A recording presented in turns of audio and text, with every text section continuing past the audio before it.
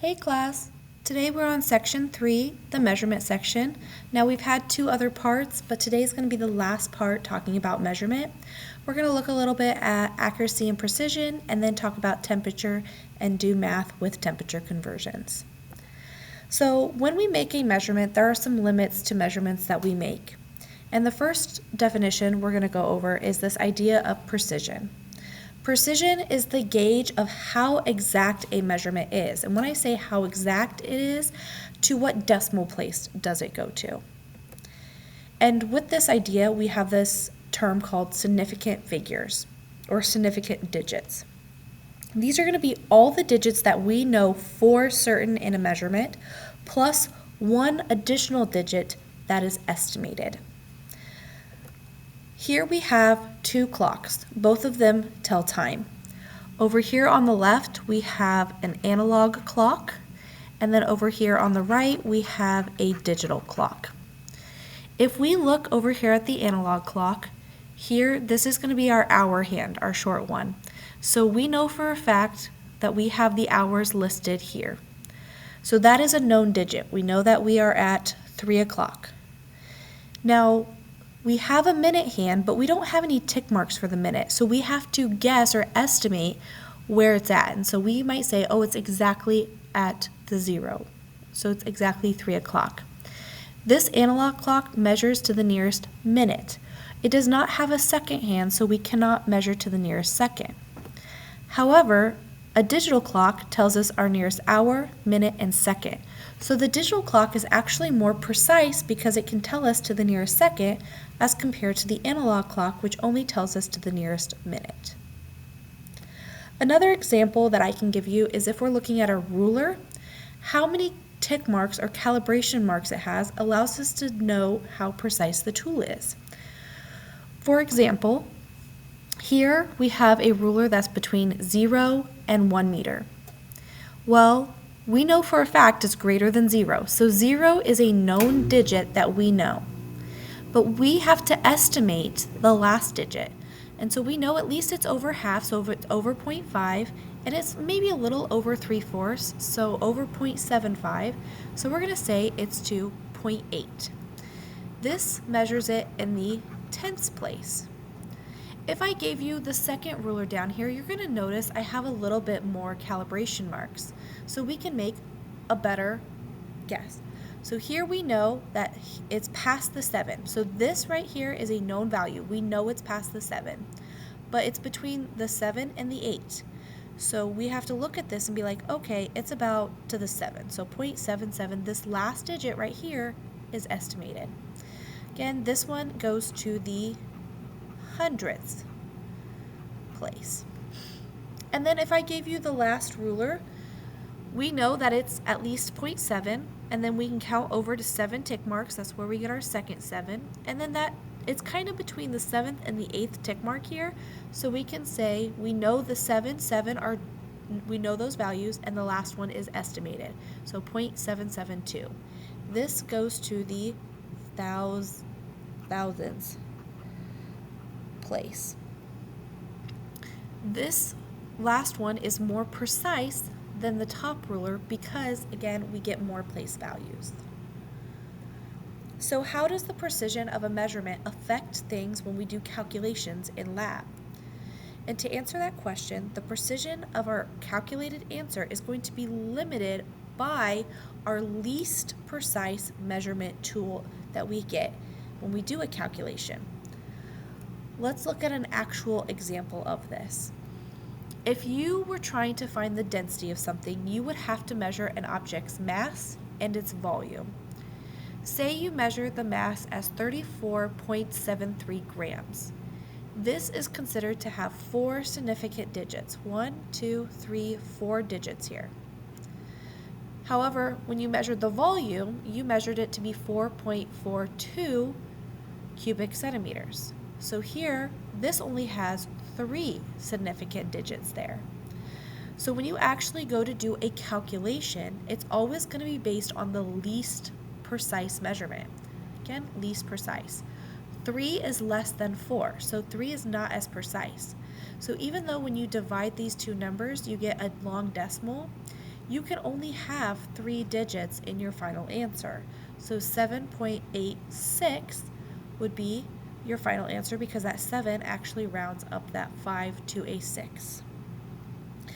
You don't have to worry about significant figures and rounding too much in physical science, but when you do take chemistry and advanced chemistry, we will talk and go in a little bit more detail about significant figures.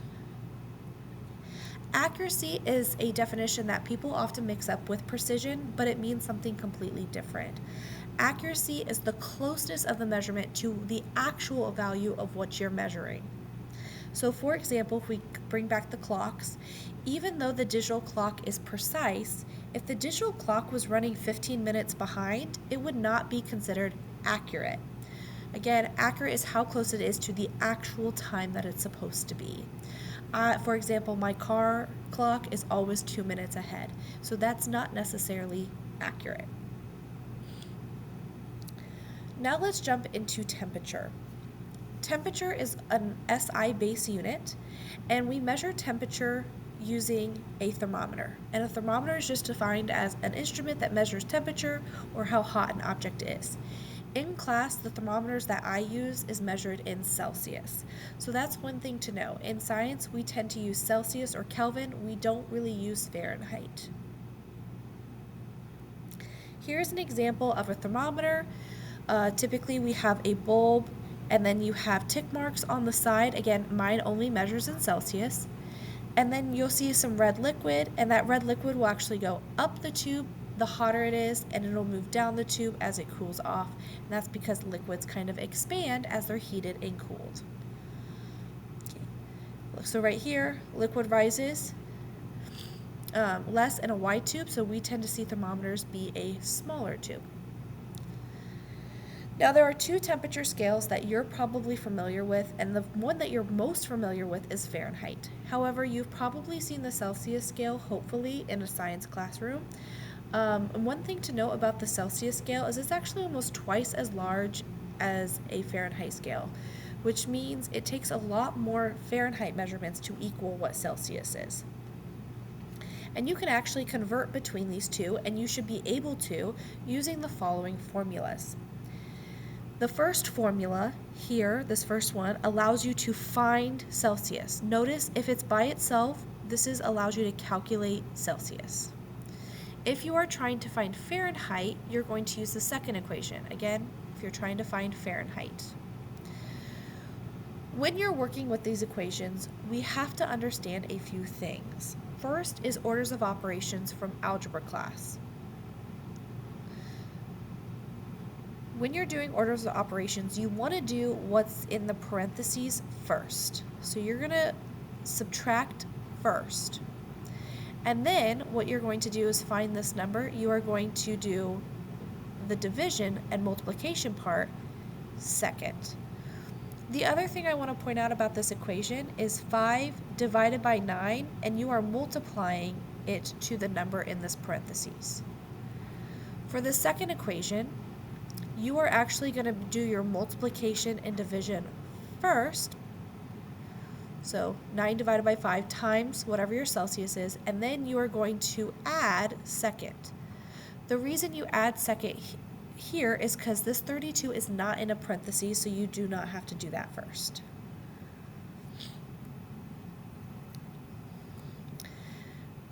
With temperature, we do have Fahrenheit and Celsius, but when we talked about our base unit, the SI base unit for temperature is actually Kelvin, which is defined as a capital K. The lowest temperature that you can go on the Kelvin scale is actually 0 Kelvin, and this is the lowest possible temperature that you can reach. You can never have a negative Kelvin. We call that 0 Kelvin absolute zero. And in degrees Celsius, that number is actually a negative 273 degrees Celsius. That allows us to convert between Celsius and Kelvin. If you were trying to find Kelvin, you would have your Celsius degree and just add 273. If you were trying to find your degree Celsius and you knew Kelvin, you would just subtract those 273. So here's a little table that's provided that kind of shows you some common temperatures when things happen. In Fahrenheit, water boils at 212 and freezes at 32, but on the Celsius scale, it boils at 100 and freezes at 0. And then on the Kelvin scale, these numbers are a lot bigger. They boil at 373 and we freeze at 273. So here are just some common temperatures you might see, the average room or body. Now I'm going to show you how to actually use these equations that were given to you in class, and these are the calculators that I have in class. Couple buttons to note when you guys do this is that here, this button is going to be a negative button. So if you're given a negative number, you're going to be utilizing that. You also want to make sure these are going to be your parentheses button. So parentheses. And then this button is your division. A lot of people get this calculator mixed up because they see 2 division, and it's going to be this button right here. So here we have some temperature conversions that we're going to work with. The first one is we are trying to find Fahrenheit and we're given Celsius. If you're trying to find Fahrenheit, we want the equation that has Fahrenheit by itself. So if we look back here, in order to find Fahrenheit, we want Fahrenheit to be by itself. So we want our equation to be degree Fahrenheit equals 9 divided by 5, was what our equation said, times Celsius plus 32. So times your degree Celsius plus 32. Then what we're going to do is we're going to plug in what we know. So we have Celsius and we know what it is. So degrees Fahrenheit equals 9 divided by 5 times 56 plus 32. Based on my orders of operation, you should do multiplication and division first. So degrees Fahrenheit, we're going to look at this. We need to do 9 divided by 5 times 56, and we're going to get that that is 100.8. Again, don't forget we have this 32. Once we do our multiplication division, we can add 32, and that gets us to 132.8 for our final answer, 132.8. Here, instead of finding Fahrenheit, we're going to find Celsius. So we're going to be using the other scale. Degrees Celsius equals, notice here, my fraction flips, 5 divided by 9, parentheses, Fahrenheit minus 32. We're going to then plug in what we know. So we know degrees Celsius equals 5 divided by 9 times, Fahrenheit was given to us, it was 56, minus 32. Okay. Degrees Celsius equals 5 divided by 9, and then we got to do what's inside parentheses first based on our operation. So 56 minus 32 gets me 24. Then we can go ahead and all we have left is division and multiplication. We can plug in 5 divided by 9 times 24. And that actually gets us 13.3 repeating. So you can just write 13.3 or put the little bar above it to mean that it's repeating. For our Celsius to Kelvin and Kelvin to Celsius, again, we're going to look at the equation. Whichever equation has the value by itself, that's what you're trying to find. So here we're trying to find Kelvin. So when we look at this equation, we want the one with Kelvin by itself. So Kelvin equals degrees Celsius plus 273. So Kelvin equals degrees Celsius plus 273. Then we're going to plug in what we know. We know our degrees Celsius. So Kelvin equals 23 plus 273. When you add those, here we get 296. If you're looking at a problem where you're trying to find degrees Celsius, we want to use our equation degrees Celsius equals Kelvin minus 273. Again, we're trying to find Celsius, so we want it to be on its own. Then we're going to plug in what we know. Degrees Celsius equals 260 minus 273. When you do 260 minus 273, you actually get a negative number, and that is perfectly fine. Your answer would be negative 13. Again, it's okay to have a negative degree Celsius or Fahrenheit, you just cannot have a negative Kelvin.